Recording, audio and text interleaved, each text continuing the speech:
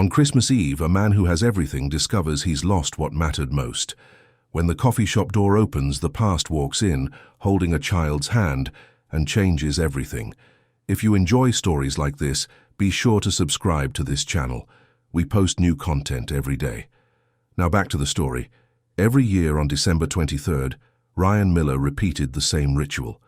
He'd sit at the same table, near the fogged-up window of a small coffee shop in Greenwich Village, New York, and watch the street like someone waiting for something they know will never arrive. The city was lit up for Christmas. People hurried by carrying shopping bags from Macy's, and the sounds of laughter and promises of reunions echoed along the sidewalks. For him, though, this date wasn't a celebration. It was a penance. Success had taken him to a level few reach in America. The owner of a fortune built in the world of fintech and cryptocurrency, he frequently graced the covers of Forbes and Fortune, attended exclusive events at the World Economic Forum, and maintained offices on 3 continents. Still, none of it filled the void that had followed him since the day he decided to disappear from the life of the person he loved most. Back then, 5 years ago, his startup was on the verge of collapse. His debts were growing exponentially, and his pride spoke louder than any conversation. Convinced he would be a burden to her, a young public school teacher who could barely afford the rent on her 1-bedroom apartment in Queens, he believed the greatest act of love was to walk away. He cut off all contact, moved to Miami, then London, and carried on with his life, clinging to the illusion that his silence would protect the one he loved. What he never knew, and never had the courage to find out, was that Maria Davis wasn't alone when he left. The coffee shop, bean and banter, held memories that refused to fade, even after so much time. The smell of freshly roasted coffee, the low hum of conversations mixed with quiet indie folk music, the worn, reclaimed wood counter, the glass door with faded stickers of local indie bands. Everything reminded him of a past where dreams were simple and the future seemed possible. It was there that, without warning, fate decided to call in its debt, with interest. The door opened, bringing with it the damp December chill and a scene that made time stop completely. Maria walked in, more mature, with a confident posture and a sharp, determined gaze. By her side, holding her hand, was a little girl carrying a handmade-looking rag doll with pigtails. His world shrank to fit inside that impossible moment. The child's eyes caught his attention before anything else. They were green. The exact same eyes he saw in the mirror every morning, the only physical trait he'd inherited from his distant father. His heart hammered almost painfully in his chest, as if his body recognized before his mind could the truth that was about to shatter his carefully constructed defenses. Maria didn't see him at first.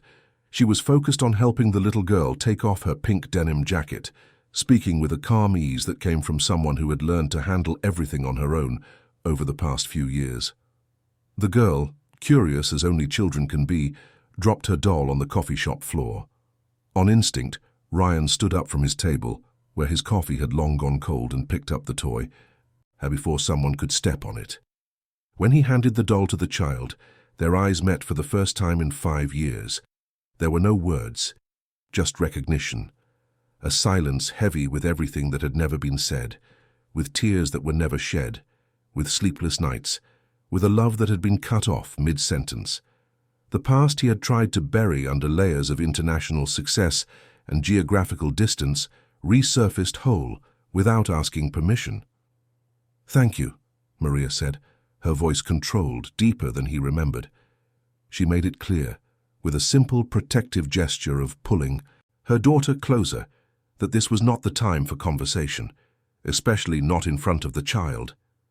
Still, the little girl, oblivious to the emotional weight settling in the air like New York humidity in December, smiled at him with disarming confidence. "Hi, mister. You look sad. Do you want to sit with us? Mummy says no one should be alone on Christmas," the child said, with the cruel simplicity of childhood. That sentence hit him harder than any accusation Maria could have made. Ryan looked at Maria, who took a deep breath before giving a slight nod.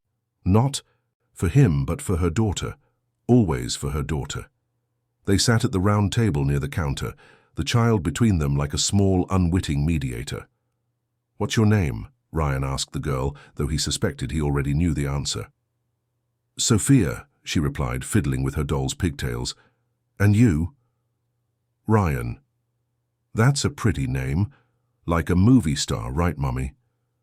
Maria nodded without taking her eyes off him, studying every new line on his face, every sign of the years that had passed. He was different, more built, probably the result of expensive gyms and personal trainers. His face had gained a maturity that made him even more attractive, but there was something in his eyes she couldn't decipher. Weariness, maybe, or regret. The conversation was superficial, carefully restrained. Still, every detail was a painful revelation for Ryan. He learned that Sophia had mild asthma attacks during the New York winters, that she hated loud noises and crowds, that she loved the star-shaped pancakes Maria made on weekends. He also learned that her father was described as someone who travels a lot for work and forgot how to do fun things. Each word deepened the guilt he had carried for 5 years. I'm a really good artist, Sophia announced with childish pride. Want to see? She pulled a small notebook from her backpack and showed him colorful drawings, a house with a garden, a family of 3, a woman, a child, and a male figure always drawn a little separate from the other 2. Ryan felt his chest tighten. Who's this one? He asked, pointing to the male figure. That's my daddy. He lives far away, but one day he's going to come back and stay with us forever.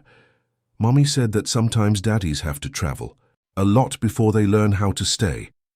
Ryan looked at Maria, who quickly glanced away. There was something in those words that sounded like an explanation, a narrative built to protect a child from the raw truth of abandonment. The moment was interrupted when Sophia had a mild asthma attack. Nothing serious, but enough for Maria to immediately stand up, grab the inhaler from her purse, and help her daughter regulate her breathing. Ryan watched the scene with a mix of admiration and despair. Maria was an incredible mother, dedicated, attentive to every detail, and he had lost all of it. When the attack passed, Sophia went back to smiling as if nothing had happened. It happens sometimes, she explained to Ryan matter-of-factly, but Mommy always knows what to do. Driven by impulse and the shame that was eating him alive, Ryan tried to offer help. Maria, if you need anything at all, I'm private doctors, a better apartment. She cut him off with a firmness he remembered well. Ryan, I've raised my daughter alone for 5 years. I never needed your money for it, and I'm not going to start now. What happened between us happened. But Sophia is my responsibility. The word my echoed in the air like an invisible border being drawn. Ryan swallowed hard. She was right, of course.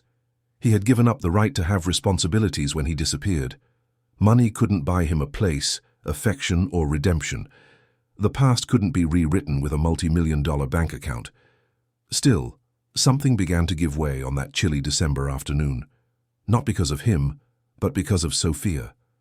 The child had formed a spontaneous connection, showing a genuine curiosity and an empathy that was breaking through Maria's carefully built defenses. When it was time to leave, Sophia held his hand. Will you be here tomorrow, Mr. Ryan? It's Christmas Eve. Ryan looked at Maria, who sighed before answering for him. Sophia, Ryan has important things to do. Important people like him don't hang out in simple places like this. But he doesn't seem like an important person, Sophia protested. He seems like a sad person, and sad people need friends. That night, Ryan lay awake in the master bedroom of his midtown penthouse, staring at the city lights through the floor-to-ceiling windows. He had a video conference with Japanese investors the next morning, another with the company's board in the afternoon, and had been invited to 3 Christmas parties hosted by important clients. But all he could think about were Sophia's green eyes and the way Maria had grown, strengthened, and become an even more impressive woman than the shy young teacher he had fallen in love with. The next day at 3:30 p.m., Ryan was back at Bean and Banter. Sophia came running and threw herself into his arms as if she had known him for years. I knew you'd come back. I told Mommy you weren't like the other grown-up liars. Maria followed behind, visibly tired. Ryan noticed she was wearing the same teacher's outfit as the day before. Sorry, she said. This morning was rough, and I still have to grade papers at home. How many classes do you teach? 7. Elementary school in the morning, then a test prep center 3 afternoons a week. Ryan did the math in his head. She was working at least 10 hours a day. Maria. Don't, she said, anticipating what was coming. I don't want your pity. I chose this life when you chose yours. But Sophia intervened again just as she had the day before. Mommy, can Mr. Ryan help you with the papers? He looks smart. Maria laughed for the first time since Ryan had reappeared in her life. A low, genuine laugh that he remembered causing so many years ago. Sophia, honey, the papers I'm grading are for basic math and English. I'm sure Ryan has more important things to do.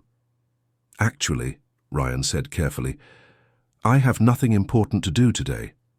It was a lie, of course. His schedule was packed. But for the first time in 5 years, there was something he wanted to do more than close a multi-million-dollar deal. Maria hesitated. She looked at her daughter, who was staring at her with those hopeful eyes, then at Ryan. One condition, she said finally. No questions about the past. No attempts at an explanation. You want to help? Help. But don't turn this into something it's not. Ryan nodded. Deal. And so, on Christmas Eve, he found himself sitting on the floor of the small living room of the 2-bedroom apartment where Maria and Sophia lived in Queens, grading 8th grade papers while Sophia drew at the coffee table and Maria prepared dinner in the kitchenette. For the first time in 5 years, Ryan felt a real sense of belonging. The apartment was simple, but it pulsed with life. The walls were covered with Sophia's drawings taped up, photos of the two of them in happy moments, a small bookshelf filled with children's books and textbooks. The sofa was a little worn but comfortable. The small TV was tuned to a Christmas music channel on low volume. There was love there, in every detail, in every corner. A love he had abandoned, and that had flourished in his absence. Mr. Ryan, Sophia called, do you know how to make star-shaped pancakes? I have no idea, he admitted. Mommy does. Want to learn? Tomorrow is Christmas and we always make Christmas pancakes. Ryan looked at Maria, who pretended to be too busy stirring the tomato sauce to notice her daughter's request. But he saw the small smile playing on her lips. If your mom lets me, he said, I'd love to learn. Maria turned, holding the wooden spoon tightly. Ryan, don't make promises you can't keep. She's a child. If you disappear again, I won't disappear. How can I be sure of that? It was a fair question. How could she be sure of something he didn't even know himself? How could he promise consistency to someone when his entire life had been built on the premise that he was better off alone? You can't, he admitted, but I can try to prove it. Sophia, who had been listening to the conversation with the keen attention of a child, dropped her colored pencils and walked over to him. You know what my teacher said, that a promise is different from a try. A promise is when you're sure. A try is when you're not sure, but you really, really want to. Ryan felt a lump in his throat. And which one do you think is better? Sophia thought seriously before answering. A try, because when someone makes a promise and breaks it, it hurts a lot. But when someone tries and doesn't make it, at least they tried, and they can try again. In that moment, Ryan understood that he had learned more about emotional honesty in the last 2 days than in 5 years of building a business empire. And he knew, too, that regardless of what happened between him and Maria, he would fight for the right to be in the life of this extraordinary child who was, without a shadow of a doubt, his daughter. They had dinner together for the first time. Simple spaghetti, which Maria made masterfully, served with a salad and crusty bread. Sophia talked about school, her friends, and the Christmas pageant happening the following week.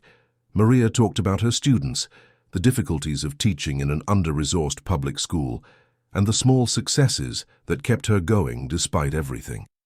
Ryan found himself watching every detail, the way Maria cut Sophia's food into smaller pieces, the attention she paid when her daughter spoke, the infinite patience she showed even after an exhausting day of work, and he wondered how he had ever been able to give all of this up.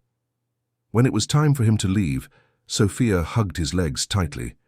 Thanks for helping Mommy with the papers, and for having dinner with us. It was the best day before Christmas of my life. Ryan knelt to her level. Thank you for letting me stay. Are you coming back? He looked at Maria, who watched the scene with an unreadable expression. "If your mom lets me." Sophia turned to Maria with all the determination a 4-year-old could muster. "Let him, Mummy? He's nice and he doesn't make me sad like other grown-ups."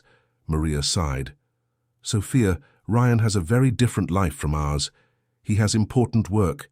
"But he stayed here today," Sophia argued, "and he graded your papers, and he made you smile. You've been so serious lately." Ryan saw Maria wrestling with herself, the protective instinct battling something he couldn't identify. Hope, maybe, or just the exhaustion of carrying everything alone. "A try," she said finally, using her daughter's words, "but with rules. No expensive gifts, no big promises. And if you disappoint her one single time, you disappear from our lives forever. Understood?" "Understood." As Ryan walked down the stairs of the simple building to the parking lot where he'd left his Porsche, he knew his life had changed, irrevocably. There was no going back to the world of empty meetings and superficial parties. He had found something he'd been searching for 5 years without knowing it. A family. His family. And this time, he would do anything not to lose it again. Ryan cancelled his New Year's Eve trip to Dubai. He also cancelled the meeting with German investors, the business dinner with the American private equity fund, and the trip to check on his London offices. His assistant, Carla, looked at him as if he'd lost his mind when he informed her he'd be spending the holidays in New York with no corporate agenda. "Mr. Miller, are you aware that you're walking away from $15 million in potential investments?" she asked, nervously adjusting her designer glasses. "I am," Ryan replied, signing a few pending documents before closing his laptop. "And I'm also aware that I've already lost things far more valuable because of meetings that could have been emails."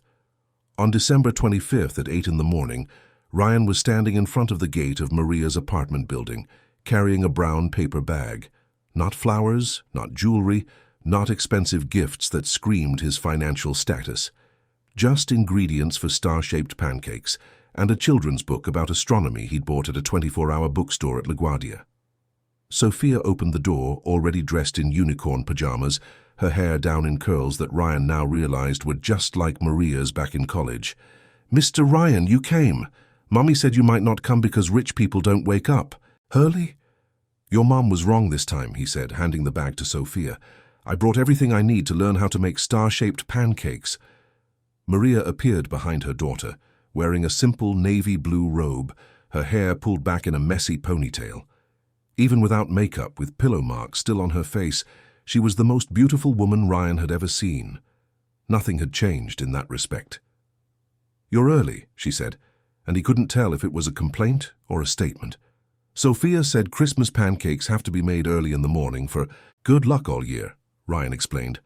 "I couldn't risk messing up the tradition." Maria studied him for a moment, then stepped away from the door. "Come in. But I'm warning you, our kitchen isn't exactly the size you're probably used to."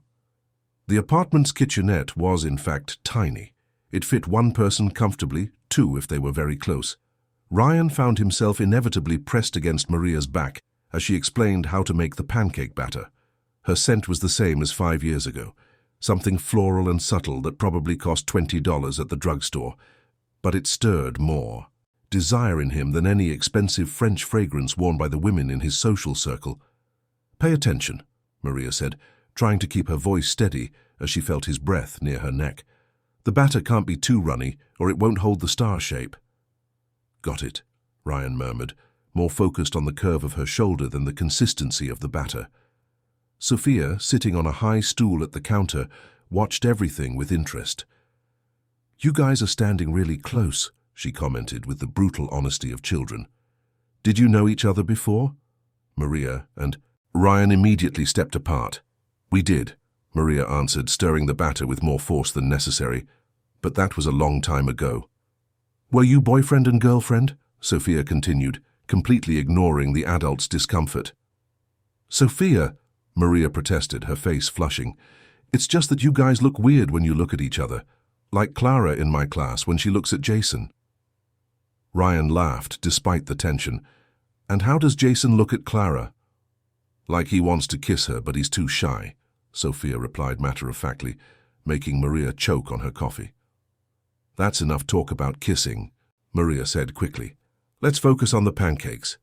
But Sophia's innocent comment had changed something in the air.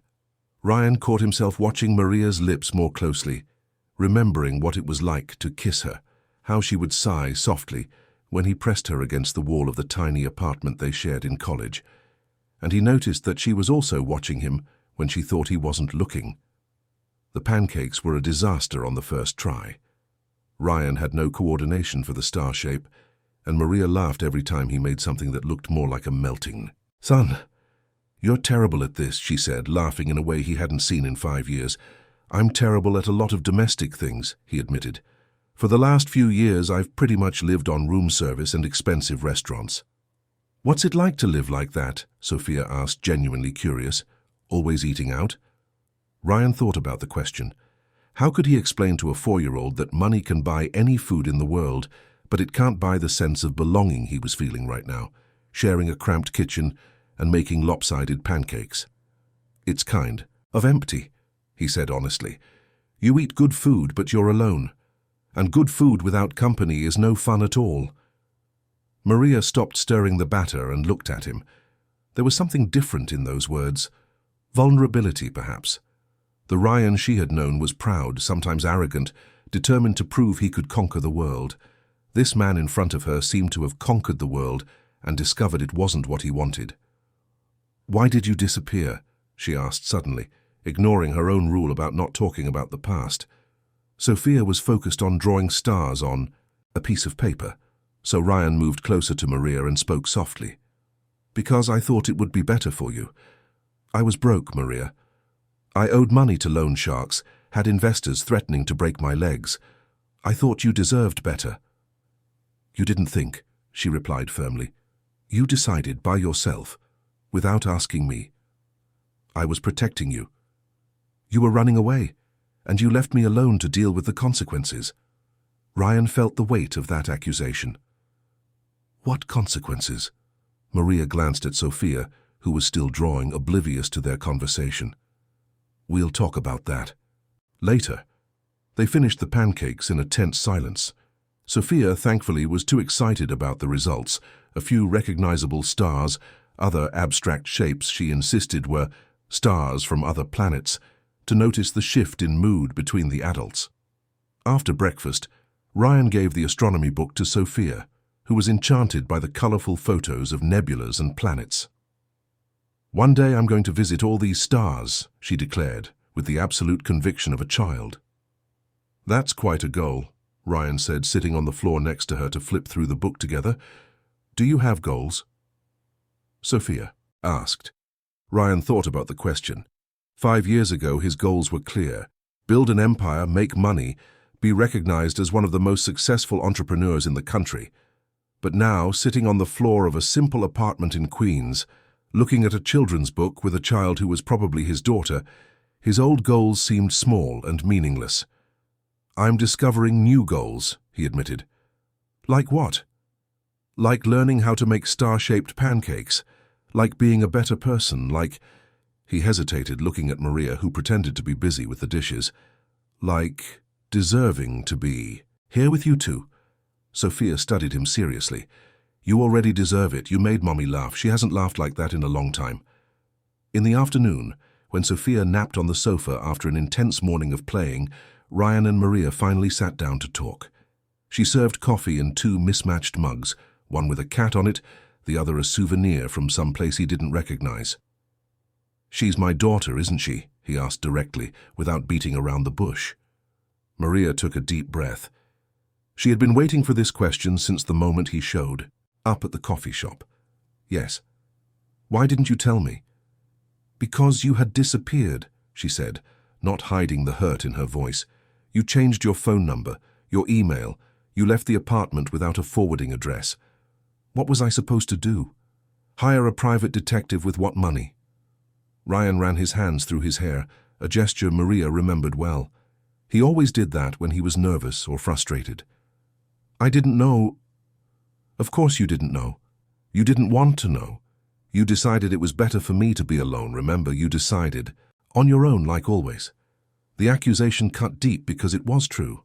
Ryan had made the decision to leave based on what he thought was best, without considering that Maria might have a different opinion, without considering that she might have wanted to fight alongside him, regardless of the financial difficulties. "How did you manage to raise her alone?" he asked. "On a teacher's salary." Maria laughed, but there was no humor in the sound. "Do you really want to know? I worked 2 jobs my entire pregnancy. I tutored until 2 weeks before I gave birth. My mom came from Buffalo to help me for the first few months, but she couldn't stay forever. I'd wake up at 5 in the morning to grade papers and prep lessons, take Sophia to daycare, work all day, pick her up, come home, make dinner, give her a bath, put her to bed, and then grade more papers and prep more lessons until late at night." Ryan felt every word like a punch to the gut. "Maria." "I'm not finished," she continued, her voice firmer.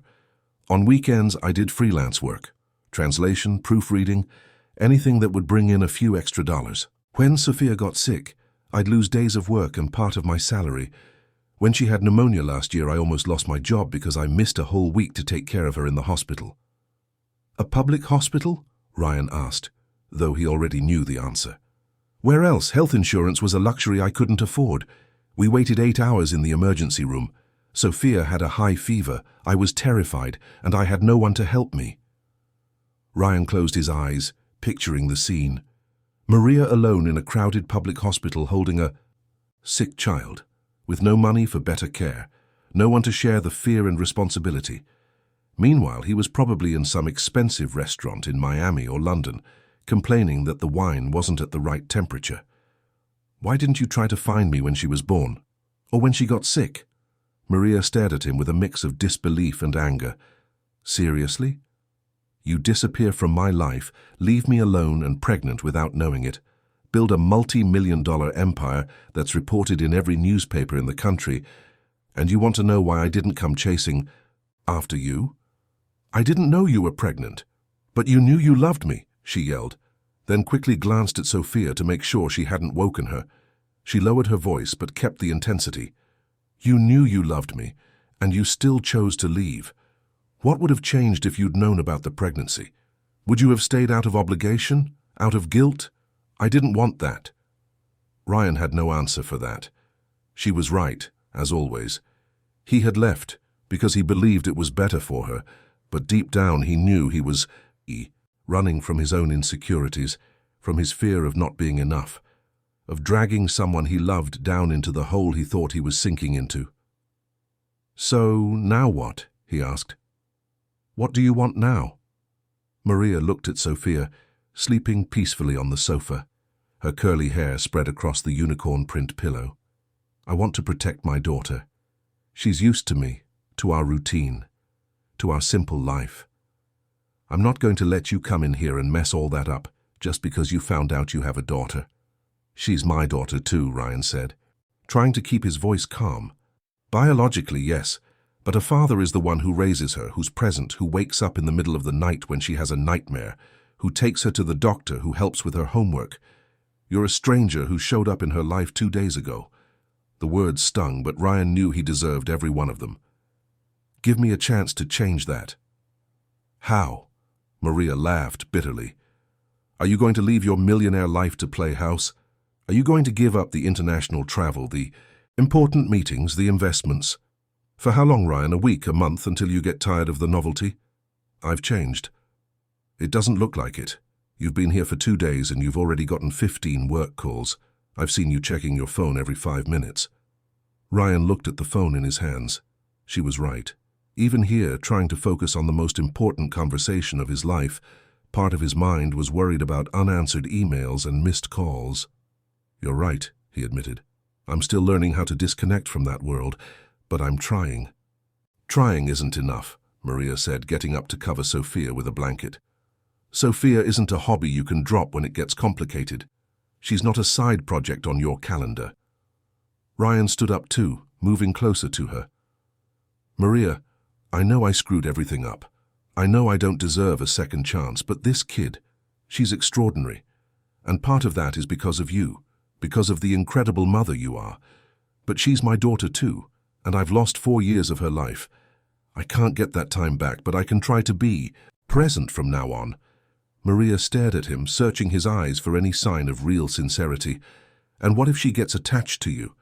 What if you decide this is too complicated and disappear again? Do you have any idea what that would do to her?" "I won't disappear." "How can I believe that?" It was the million-dollar question, and Ryan didn't have an easy answer.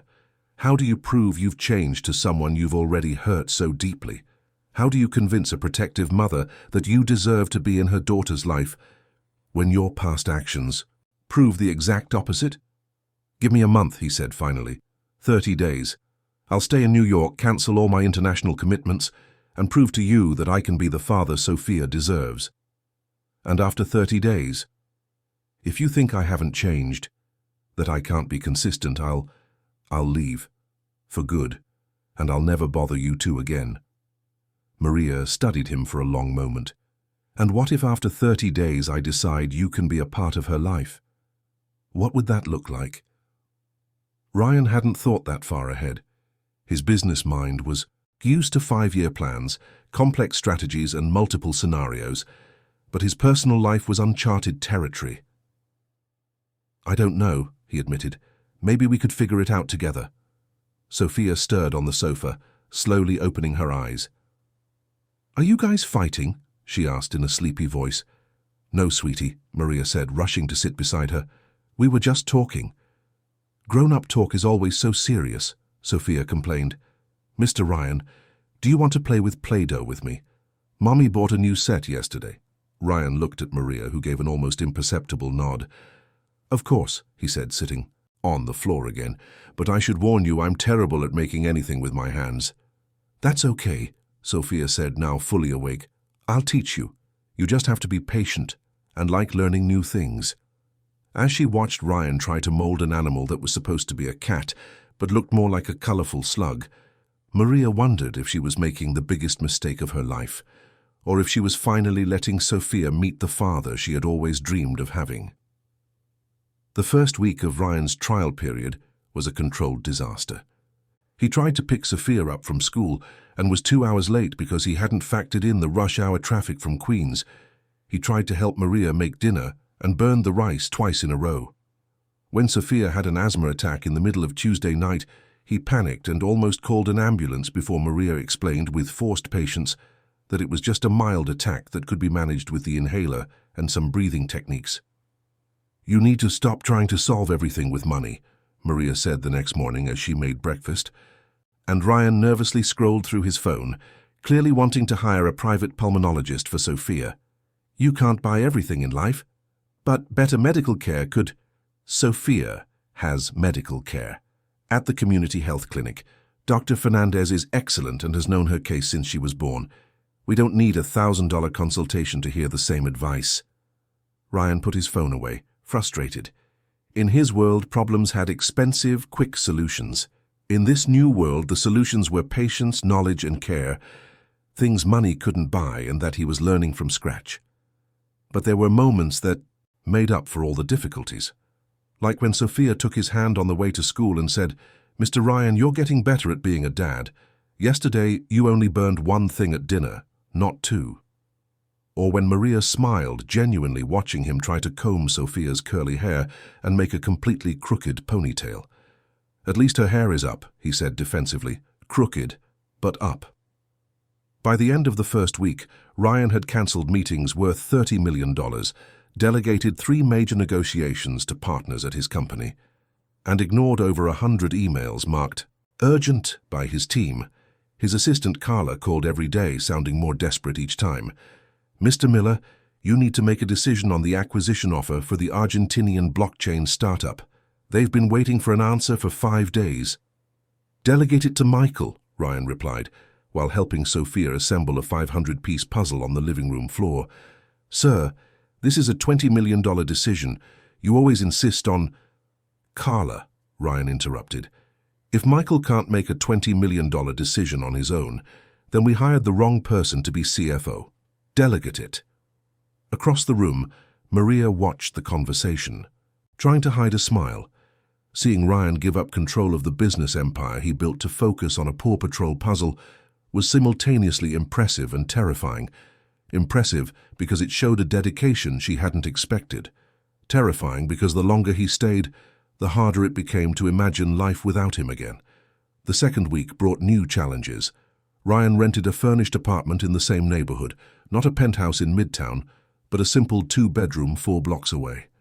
To be close, he explained to Maria, who couldn't decide if she was touched or frightened by his commitment. It was that week that the problem started. A gossip magazine published a story with photos of Ryan entering and leaving Maria's building, speculating about a secret romance. "Crypto millionaire's new love in the outer boroughs," the headline read, accompanied by grainy, long-lens photos.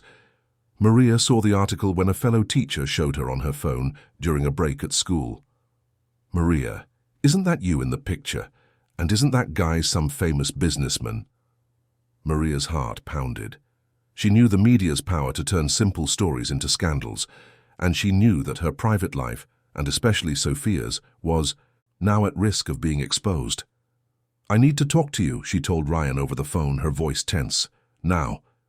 He arrived at her apartment in 15 minutes, finding Maria pacing nervously in the living room, while Sophia played in her room, oblivious to the problem. "It's in the press," she said, showing him her phone. "Now what? How are we going to protect Sophia from this?" Ryan looked at the photos and felt a surge of anger at himself. Of course someone would recognize him.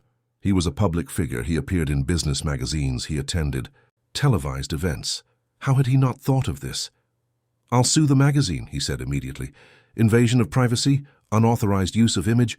"Ryan, you're not getting it," Maria interrupted. "This isn't about a lawsuit. It's about exposure. I'm a public school teacher. I've lived in this neighborhood for 5 years. I have a reputation, neighbors, a life, and now everyone is going to know I'm involved with a millionaire. Do you have any idea what that means for me?" Ryan didn't. In his world, media exposure was usually positive. It meant recognition, status, networking. He hadn't considered that for Maria. It could mean judgment, gossip, and an invasion of privacy. "And Sophia," Maria continued, "she goes to school every day. The other kids will see it, the parents will talk. She'll become the girl whose dad is a millionaire. That will change everything for her." "Maybe that's a good thing," Ryan suggested, immediately regretting it when he saw the look on Maria's face. "Good?" "Ryan, Sophia has a normal life. She plays with kids from simple families, goes to birthday parties in building community rooms, gets $50 presents and is happy. Do you want her to become the rich kid? Among the poor kids? Do you want her to be treated differently, for other kids to be jealous or resentful of her?" Ryan began to understand the scale of the problem. "What do you want me to do?" "I don't know," Maria admitted, running her hands through her hair. "But I need to think. And you need to understand that your public life has consequences for us, too." That night, after Sophia was asleep, they talked late into the night.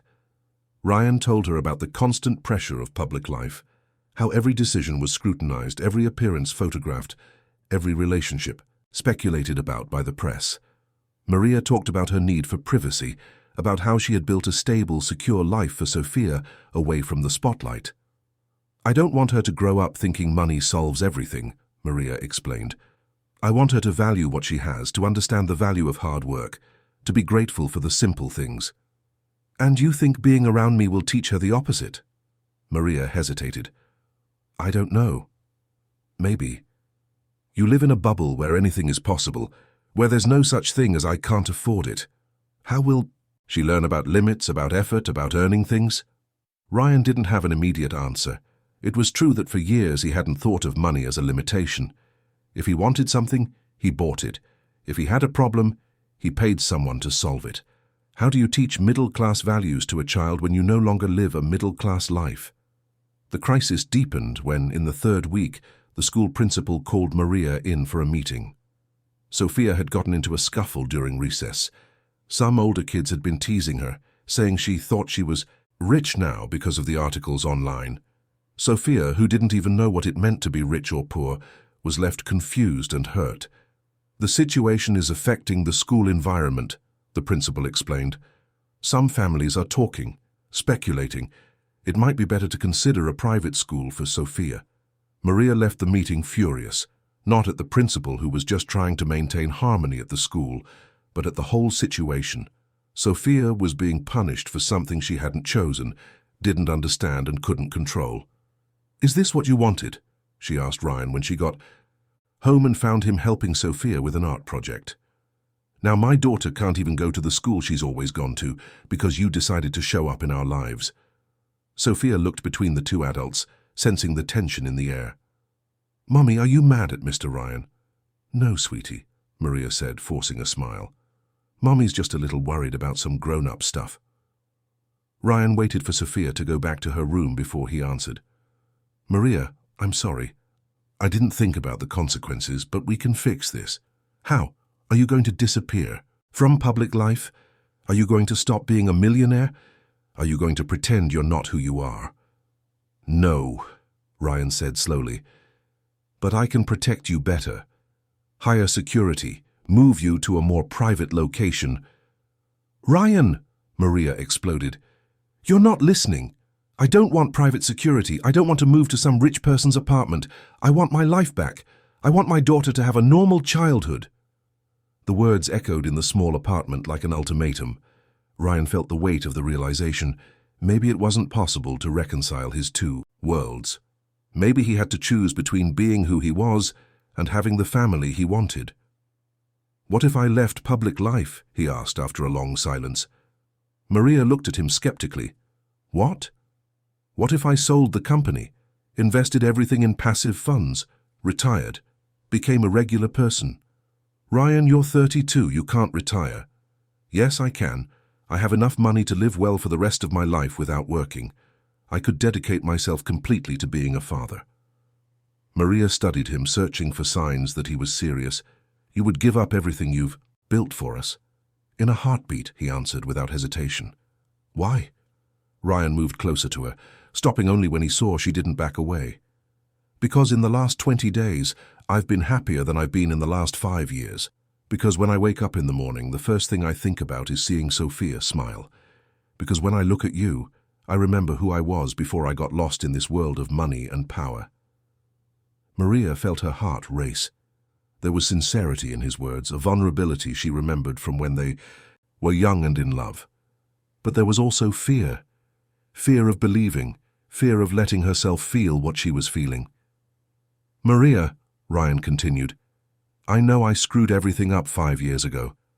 I know I hurt you in a way that may never fully heal. But I love you. I've always loved you, and I love our daughter in a way I didn't even know was possible. Ryan, give me a real chance," he pleaded. "Not a 1-month trial, a real chance. To rebuild what we had, to be the family Sophia deserves." Maria closed her eyes, fighting back the tears that threatened to fall. "What if it doesn't work out? What if you get tired of this simple life? What if you discover that giving it all up wasn't worth it? And what if it does work out?" he countered. "What if we discover we're better together? What if Sophia can have a complete family?" Before Maria could answer, Sophia appeared in the living room, carrying her rag doll. "Can I sleep with you guys tonight? I had a bad dream." Maria looked at Ryan, then at her daughter. "Of course, sweetie, come here." Sophia snuggled between them on the sofa, hugging her doll. "Mr. Ryan," she said sleepily, "are you going to leave like my real daddy left?" Ryan felt his chest tighten. "I am your real daddy, Sophia. And I'm never leaving again." Sophia smiled, already half asleep. "Good. I like you. And Mommy likes you too, even when she pretends she doesn't." On the other side of Sophia, Maria blushed. It was amazing how children could see through all the defenses adults built. "Go to sleep, sweetie," Maria murmured, kissing her daughter's forehead. In a few minutes, Sophia was sleeping soundly between them. Ryan and Maria sat in silence, each lost in their own thoughts, but united by the presence of the child who was the link between them. "She's right," Maria said finally, her voice low so as not to wake Sophia. "About what?" "I do like you, even when I pretend I don't." Ryan smiled in the semi-darkness of the room, lit only by the glow of the TV Sophia had left on. And is that a good thing or a bad thing? Dangerous, Maria admitted. Very dangerous. They stayed like that for another hour, neither wanting to break the peaceful moment. Sophia slept soundly between them, and for the first time in 5 years all three of them felt whole. But Ryan knew the tranquility was temporary. The next day, he would have to make decisions that would change his life forever, and hope that Maria was willing to risk her heart one more time. The next morning, when Sophia woke up and found the three of them still on the sofa, she smiled with the pure joy of a child whose biggest dream was coming true. "Now this looks like a real family," she said, before hopping off the sofa and running to brush her teeth. Ryan and Maria looked at each other, knowing there was no going back. For better or for worse, they were all connected now. And all that was left was to find out if love would be enough to overcome all the obstacles that were still to come. The bomb dropped on a rainy Monday in January. Ryan had spent the weekend helping Sophia build a science project about the solar system when his partner, Michael, called in a panic. "Ryan, we need to talk now. It's about the FBI investigation." "What investigation?" Ryan asked, moving away so Sophia wouldn't hear the conversation. "Operation Crypto Wash. They're investigating money laundering through cryptocurrencies. Our company is on the list." Ryan felt his blood run cold. "What do you mean on the list? We've always operated by the book." "I know, but do you remember that Argentinian client who brought in that $50 million investment last year? Apparently the money had a dubious origin, and since you signed all the contracts—" Ryan closed his eyes. He vaguely remembered the case. A businessman from Buenos Aires who wanted to diversify his investments in American crypto. The money had been transferred legally, with all the necessary documentation. But if the source was criminal— "How much time do we have?" "The feds could be at the door any minute. The lawyers are saying you need to get back to business, that being absent now could be interpreted as an attempt to flee." Ryan looked at Sophia, who was still gluing paper planets to a poster board. He looked at Maria, who was grading papers at the kitchen table, her hair in a messy bun, wearing the reading glasses she thought made her look ugly, but that Ryan found adorable. "I have to go." "Hout," he told Maria, putting his phone away. "Is everything okay?" she asked, noticing the tense look on his face. "Trouble at work. I'll be back later." Maria studied him. There was something different in his voice, an urgency she hadn't heard in the past few weeks. "Ryan, what's going on?" "We'll talk later," he said, quickly kissing Sophia's forehead. "Finish the project without me, okay? Daddy will be back soon." Sophia nodded, but Maria noticed that Ryan had called himself Daddy for the first time, and that it sounded like he was saying goodbye. The meeting at the company's office lasted 6 hours. Lawyers, accountants, partners, everyone trying to understand the scope of the investigation and how to protect the company. The unanimous recommendation was for Ryan to take full control of the situation, become the public face of the defense, and prove his innocence through absolute transparency. "You need to cancel this break of yours," said the lead attorney, Mr. Henry Sampson, one of the most expensive criminal defense lawyers in New York. "You need to go back to being the CEO you've always been. Playing house right now is professional and personal suicide." "What do you mean personal?" Ryan asked. "Ryan," Mr. Sampson said with forced patience, "if you're indicted for money laundering, anyone close to you could also be investigated. Your girlfriend, your daughter. Do you want to expose them to that?" Ryan felt like he'd been punched in the stomach. Of course, if he was accused of financial crimes, Maria and Sophia's lives would be scrutinized by the FBI. Bank accounts, purchase histories, relationships, everything would be exposed, questioned, judged. "How long do you think this investigation will last?" 2 years minimum, Mr. Sampson replied. "If it leads to an indictment, it could be longer. And during that entire time, your life will be under a microscope. This is not the time for a serious relationship." Ryan got home at 11 that night to find Maria waiting for him in the living room. Sophia was already asleep. "Where were you?" she asked, and there was genuine concern in her voice. "Emergency meeting." "Maria, we need to talk." Maria felt a shiver of fear. There was something in his tone that reminded her of the Ryan from 5 years ago, when he started to grow distant right before he disappeared. I'm being investigated by the FBI, said directly without beating around the bush. Money laundering. I'm probably going to be indicted. Maria was silent for a long moment. Are you guilty? No, Ryan answered immediately. But that doesn't matter right now. What matters is that as long as this investigation is going on, anyone close to me could be dragged into it, including you and Sophia. What does that mean? Ryan took a deep breath. It means it might be better if I get out of your lives until this is over. Ryan, no, Maria said, standing up. Absolutely not. You are not using this as an excuse to run away again. It's not running away, Maria. It's protection. Do you want your 4-year-old daughter to be questioned by the FBI? Do you want to have to explain every penny that goes into your bank account? Do you want Sophia to grow up as the criminal's daughter? You just said you're not guilty, and I'm not. But do you think that matters to the press, to people, to the parents of Sophia's friends at school? Maria felt her legs go weak. It was like reliving a nightmare. Ryan deciding on his own what was best for her, using protection as a justification to abandon his family. No, she said, her voice firm. Not this time. You are not making this decision alone. Maria! No, she yelled, then lowered her voice so as not to wake Sophia. You promised me you had changed. You promised you wouldn't leave. And at the first sign of trouble, you want to run away again? I'm trying to protect you. You're trying to protect yourself, she shot back. You're afraid we'll be a burden, a complication in your legal defense.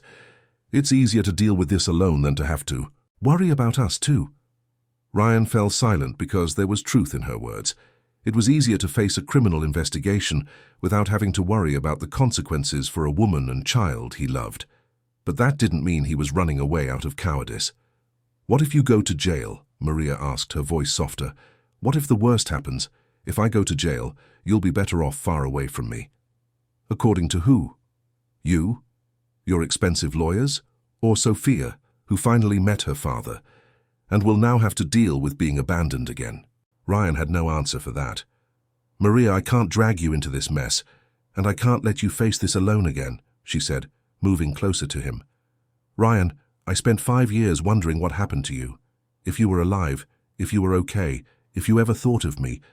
I'm not going to spend the next few years wondering if you're in prison or if you managed to defend yourself. You don't understand how serious this is. I understand perfectly, Maria replied. I understand that you're scared. I understand that your first reaction is to isolate yourself so you don't hurt anyone. And I understand that you still haven't learned that the people who love you want to be by your side through the hard times, not just the good times. Ryan looked at her, seeing the determination in her eyes. What if I lose everything? The company, the money, my reputation? Then you'll have to learn to live like a normal person, Maria said with a half smile. You'll have to get a job, split the check at restaurants, take the subway, survive in the real world. And you'd stay with me even then, even if I was poor again? Maria hesitated for a moment, not because of the answer, but because of the intensity of the question. Ryan, I met you when you had nothing. I fell in love with a guy who lived in a rented room and ate ramen noodles every day. Do you think I care about your money? I don't know, he admitted. I got used to being loved for what I have, not for who I am. The confession broke Maria's heart. She moved closer, touching his face. Ryan, I love you for the man you are when you're playing on the floor with Sophia, for the way you burn the rice trying to help with dinner, for the way you get nervous when she has an asthma attack, like the world is about to end. I love you for the person you are when you're not trying to impress anyone. Ryan closed his eyes, resting his forehead against hers. What if they force you to testify against me? What if they try to use you to hurt me? Then I'll testify to the truth, that you're a good man who made mistakes, but who is trying to fix them, that you're a dedicated father and a loyal partner. Maria, and if you're wrongfully convicted, she continued, I'll be waiting for you when you get out. And so will Sophia, because family doesn't abandon family. Ryan kissed her then, desperately, like a drowning man finding air. There was as much love in that kiss as there was pain, as much hope as there was fear. When they broke apart, He rested his forehead against hers again. "I love you," he whispered. "I love you in a way that hurts." "I love you too," she answered. "And that's why we're going to face this together. You, me, and Sophia, like a real family." The next day, Ryan woke up early and called Mr. Sampson. "Change of strategy. I'm not going to hide. I'm going to publicly declare my innocence, and I'm going to do it with my family by my side." "Ryan, that's insane. You're putting at risk—" "I'm taking responsibility," Ryan interrupted him. "And if you can't defend a client who has a family, maybe I need different lawyers." Mr. Sampson sighed. "Fine, but if we're going this route, I need to meet this woman. If she's going to be by your side publicly, I need to be sure she can handle the pressure." Maria agreed to meet with the lawyers, though she was nervous. The meeting was tense, with Mr. Sampson testing her resolve with direct questions about her relationship with Ryan, her finances, her willingness to face public scrutiny. "Ms. Davis," he said at the end, "what he is proposing will completely expose your life. Journalists will dig into your past, question your morals, imply that you're with him for the money. Are you sure you want this?" Maria looked at Ryan, who was waiting for her answer with visible anxiety. "Mr. Sampson, I spent 5 years raising my daughter alone. I faced judgment from neighbors, financial pressure, discrimination for being a single mother. If I could survive all that, I can survive a few malicious journalists." Mr. Sampson nodded, impressed by her determination. "And the child?" "Sophia will only know that her daddy is facing a problem at work, and that some bad people are trying to blame him for something he didn't do. She doesn't need to know any more details for now." "And what if Mr. Miller is taken into custody pending trial?" Maria swallowed hard but kept her voice steady. "Then we'll explain that sometimes innocent people are arrested by mistake, but that we always believe in the truth, and that families wait for each other." That night, after Sophia was asleep, Ryan and Maria held each other in bed. They had started sleeping together the week before, initially so as not to wake Sophia, but now out of a mutual need for closeness. "Are you scared?" he asked. "Terrified," she admitted. "But not of facing this with you. I'm scared of facing it without you." "If I get arrested—" "You won't be," she interrupted him. "You're innocent, and innocent people don't go to prison." "Maria, the world isn't that fair." "Maybe not," she agreed, "but we're going to fight to make it so. And if we can't—" She hesitated, then continued, "If the worst happens, at least this time we'll face it together." Ryan pulled her closer, inhaling the scent of her hair. "I don't deserve you." "Lucky for you, love has nothing to do with deserving," Maria answered, kissing his neck. "It has to do with choosing, and I choose you every day, even on the hard days, especially on the hard days." They made love that night with an intensity that mixed passion, fear, and determination. It was as if they wanted to burn that moment into their memories, to create a reserve of love for the difficult times ahead. When they woke up the next morning, Ryan's phone was ringing. It was Mr. Sampson. "Ryan, the subpoena is here. You have to testify before the FBI on Friday, and the press already knows. Get ready." Ryan looked at Maria, who was awake and had heard the conversation. "We go together?" he asked. "Obviously," she replied, "but first we're going to explain to Sophia that some reporters will want to take our picture and that she shouldn't talk to strangers." "How are we going to explain that to a 4-year-old? Maria smiled, though her eyes were moist. "The same way I explained it when you disappeared. One story at a time, with a lot of love and a lot of patience." Ryan kissed her softly.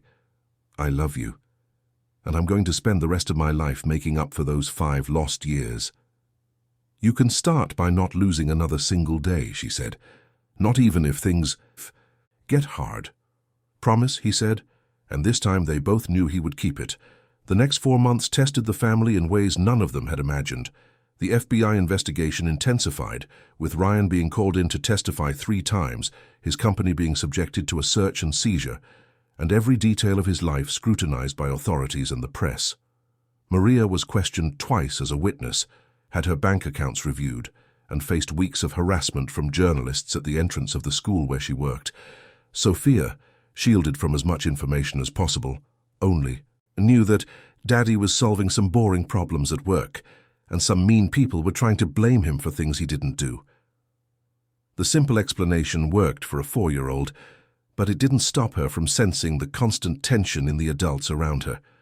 "Why does Mummy cry sometimes when she thinks I'm not looking?" she asked Ryan one afternoon as they played with Play-Doh while Maria graded papers. Ryan stopped molding what was supposed to be a dinosaur. "Because Mummy worries about me. When people we love are going through hard times, we get sad too." "But you didn't do anything wrong, right?" "I didn't do anything wrong," Ryan confirmed, picking Sophia up. "Sometimes innocent people go through unfair situations. But you know what I've learned?" "What?" "That when you have a family that believes in you, it's easier to be strong." Sophia nodded seriously. "Is that why you're not leaving this time? Because now you have a family?" Ryan felt a lump in his throat. "That's exactly why. And because I finally understood that families face problems together."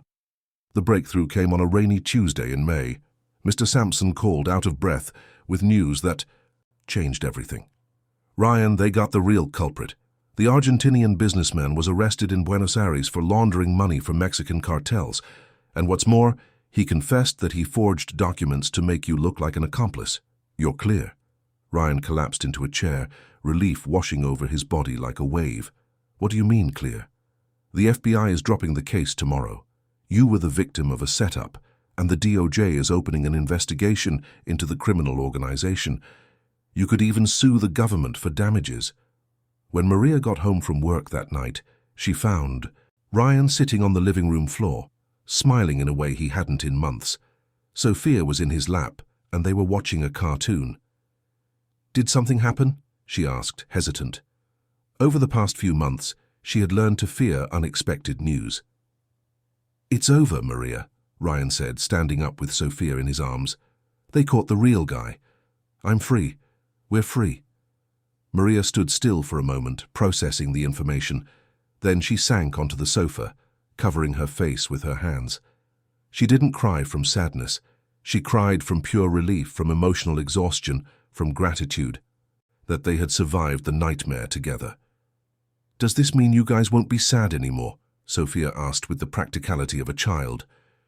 "It means now we can be happy without worrying," Ryan answered, kissing her forehead.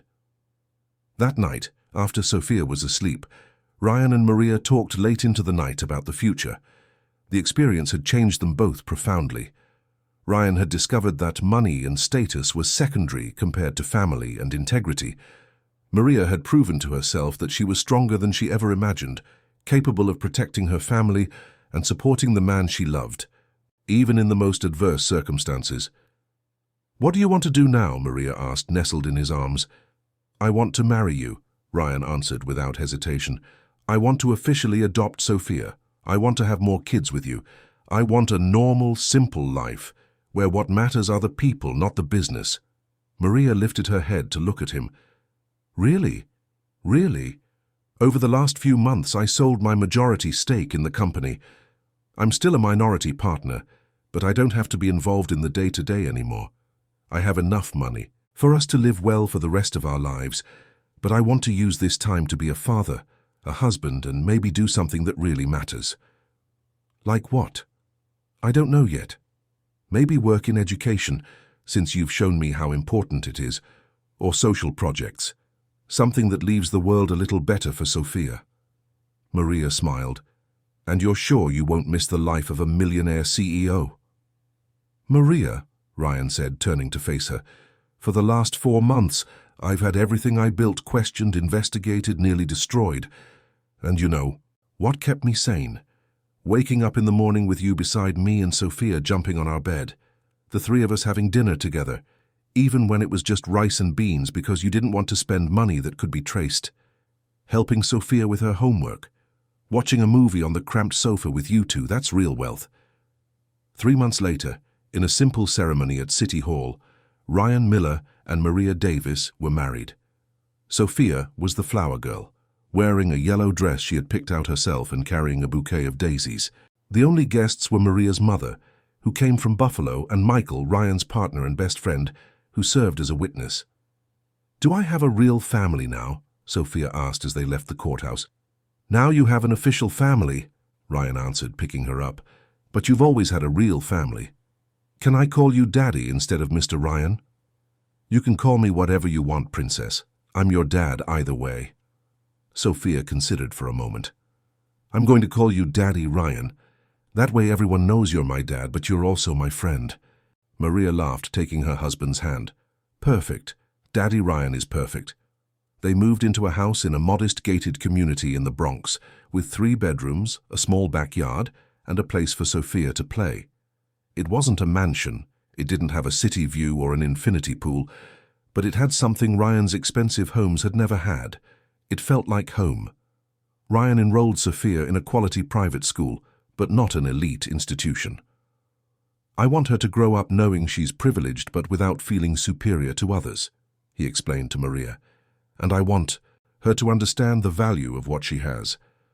Maria stopped working as a public school teacher to dedicate herself to a project they had conceived together, a non-profit that offered free after-school tutoring for children from low-income families. Ryan funded the project, but Maria was the one who coordinated it, hired teachers, and developed the curriculum. It was a way to use his resources to multiply her knowledge. It's weird, Maria said one night as they reviewed the project's reports, using money to do good instead of just making more money. It's addicting, Ryan admitted, seeing the kids progress. The family's thanking us. It's better than closing any multi-million-dollar deal. 6 months after the wedding, Maria found out she was pregnant. The news came one morning when Sophia was being particularly chatty about how cool it would be to have a little brother. I'd be the big sister, she explained to Ryan during breakfast, and I could teach the baby everything I know. And what do you know? Ryan asked, feigning seriousness. I know how to make crooked, star-shaped pancakes. I know how to breathe when I have asthma. I know Mummy gets mad when we don't put our toys away, and I know that real daddies don't leave even when things get hard. Ryan looked at Maria over his coffee cup. There were tears in his eyes. That's all very important information. Maria took a deep breath. Sophia, it's a good thing you know all that, because you'll be able to teach your little brother very soon. Sophia stopped with her spoonful of cereal halfway to her mouth. What do you mean?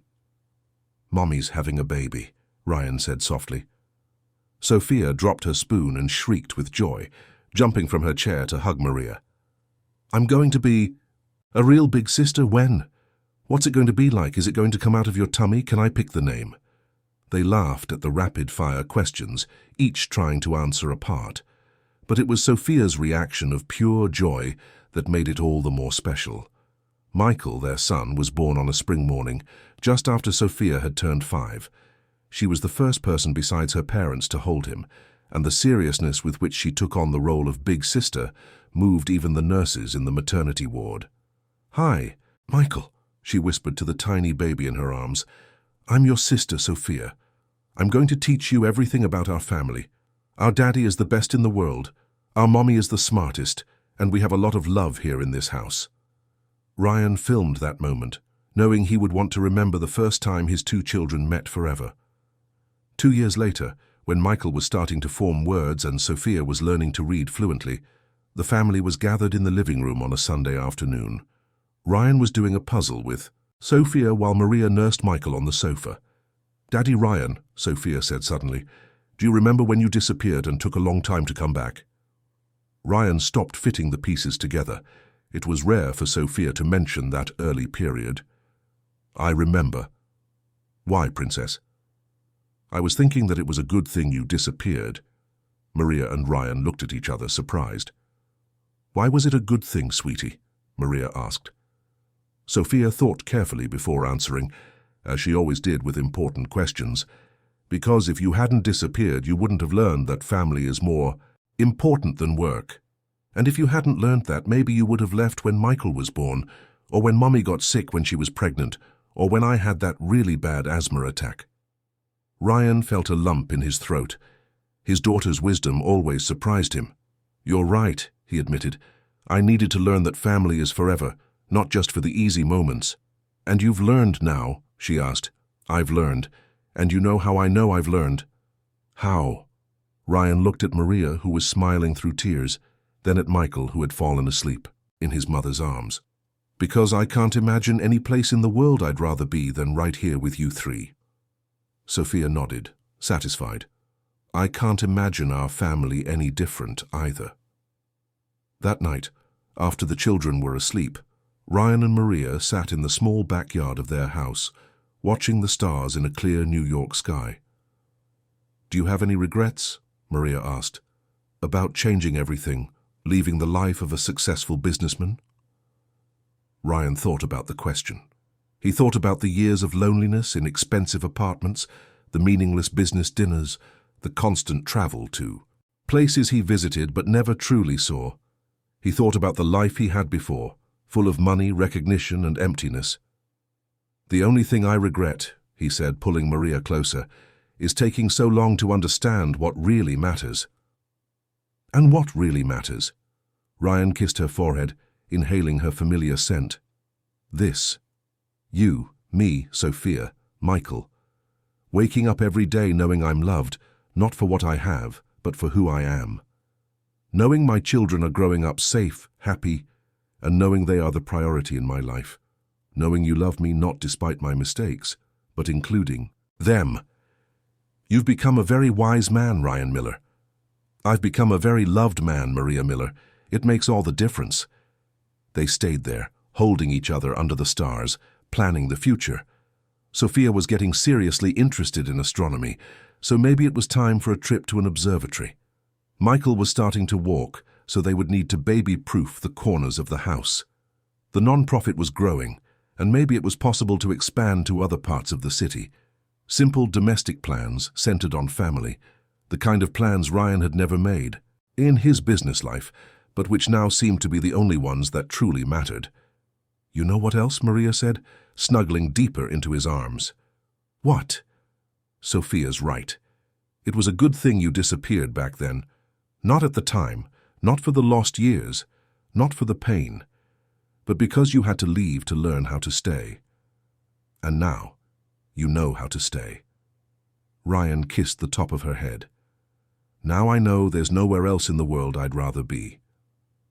A light came on in the children's room, probably Michael waking up. For a feeding. Maria sighed, preparing to get up. I'll go, Ryan said. You stay here. I'll bring him out. Are you sure? He might cry if it's not me. Maria, Ryan smiled. I'm his father. I have to learn how to soothe him too. When Ryan came back with Michael in his arms, the baby had calmed down quickly in his father's embrace. Maria wondered how she had gotten so lucky. Not lucky because of the money, the house, the financial stability. Lucky to have found a man who learned that loving means choosing to stay every day, even when it's hard. I love you, she said when Ryan sat down beside her again, Michael sleeping peacefully in his father's lap. I love you too, and I love our life. I love our crazy, loud, perfect family. Sophia appeared at the back door, her hair messy from sleep. Why are you guys awake? We were looking at the stars, Ryan explained. Want to come look with us? Sophia snuggled between her parents, looking up at the sky. That one is shining the brightest, she said, pointing to a spot of light. You're right, Maria agreed. I wonder why. Because it has a family to shine for, Sophia said with the conviction of a child. Just like us. And there in the small backyard of a simple house in the Bronx, under a starry sky, the family that almost never was finally became whole. Ryan had learned that true success wasn't measured in dollars, but in hugs. Maria had discovered that true love is worth any risk. And Sophia would grow up knowing that families are built on presence, not promises. The millionaire boy who had lost everything to find what truly mattered, now slept, wrapped in the arms of the family. He chose to build far from the spotlight, far from power, but close to the only place he should have ever been, home.